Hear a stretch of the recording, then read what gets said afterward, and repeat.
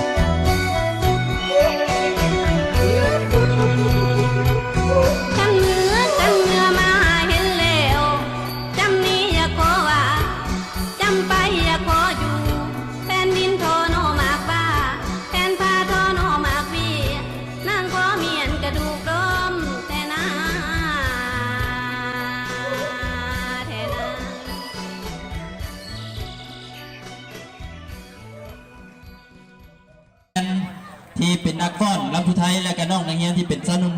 ของโรงเรียนวัดสะดงทาเป็นบทเต้นที่มีชื่อว่าบอสสลบที่เต้นเข้าครับเสียงเพลงของผลงานเพลงเอื้อยก็งามน้องงามขอเชิญบรรดาแขกบรรดาทานหับชมหับเชียร์ได้ขอเชิญ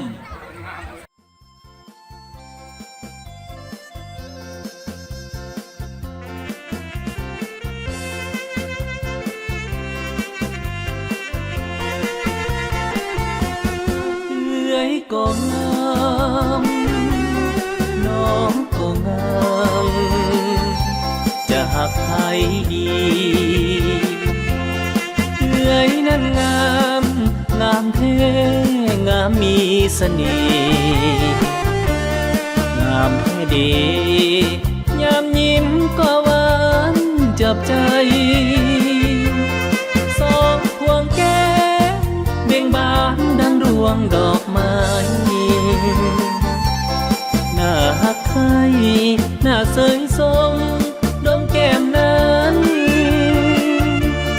ได้แต่คิดคำควรเพ้อลำพัน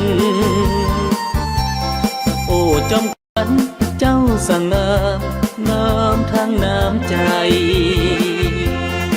น้องนั้นงามเหมือนเอื้อยงามบ่มีทิพย์ได้แต่คิดบ่รู้จะตัดสินใจ